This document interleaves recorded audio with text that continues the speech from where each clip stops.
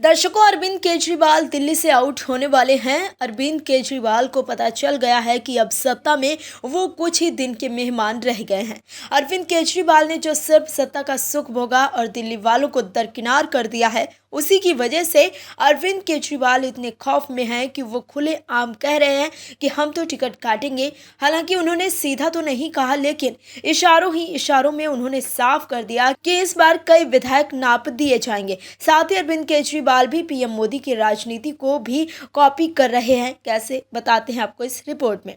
दरअसल अरविंद केजरीवाल ने सत्ता में वापसी के मकसद से दिल्ली विधानसभा चुनाव के लिए तैयारी तेज कर दी है और अपने खिलाफ सत्ता विरोधी लहर को काउंटर करने की जो रणनीति बनाई है, वो बहुत हद तक बीजेपी से ही मिलती जुलती है।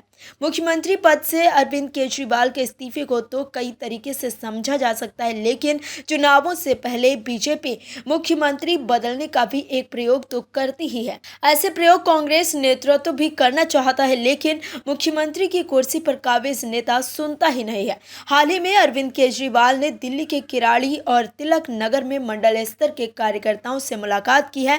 अरविंद केजरीवाल का भाषण सुने तो साफ लगता है कि आम आदमी पार्टी भी प्रधानमंत्री नरेंद्र मोदी के स्टाइल चुनावी कैंपेन करने जा रही है और बीजेपी नेता अमित शाह की सत्ता विरोधी लहर की काट और बूथ मैनेजमेंट के स्टाइल में चलने वाली है। सबसे बड़ी बात अरविंद केजरीवाल के रुख से साफ हो गई है कि इस बार आम आदमी पार्टी के बहुत सारे विधायकों के टिकट कटने जा रहे हैं और कैंपेन के दौरान कांग्रेस भी बीजेपी के बराबर ही निशाने पर रहने वाली है। आम आदमी पार्टी के मंडल स्तर के कार्यकर्ताओं को संबोधित करते हुए अरविंद केजरीवाल बीच बीच में सवाल जवाब भी करते हैं।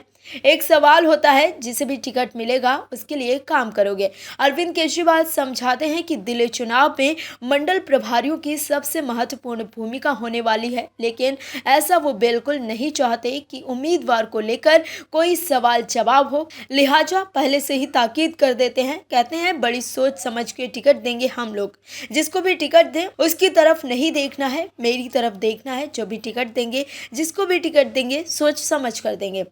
आपकी लॉयल्टी किसी एमएलए या काउंसलर के प्रति नहीं होनी चाहिए। जिसे टिकट मिलता है उसका प्रचार करना है।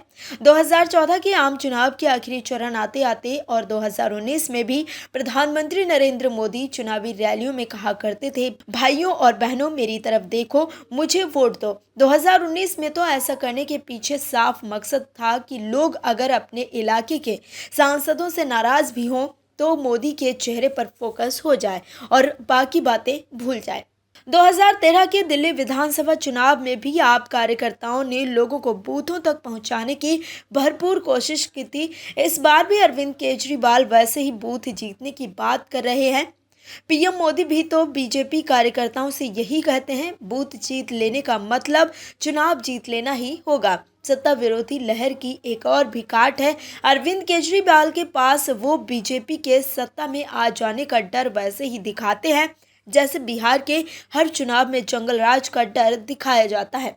दिल्ली में सत्ता विरोधी लहर के साथ साथ अरविंद केजरीवाल और उनके साथियों पर लगे भ्रष्टाचार के आरोप, साथ ही मालीवाल केस में अरविंद केजरीवाल का स्टैंड और ऐसे कई मसले हैं जो आम आदमी पार्टी की सत्ता में वापसी की राह का रोड़ा बन सकते हैं।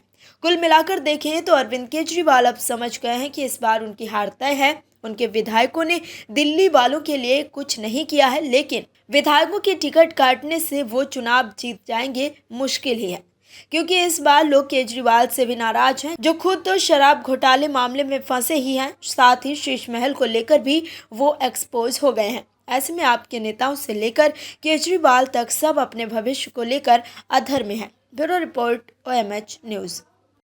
और भी वीडियोस देखने के लिए चैनल को सब्सक्राइब करें और बेल आइकन को दबाएं।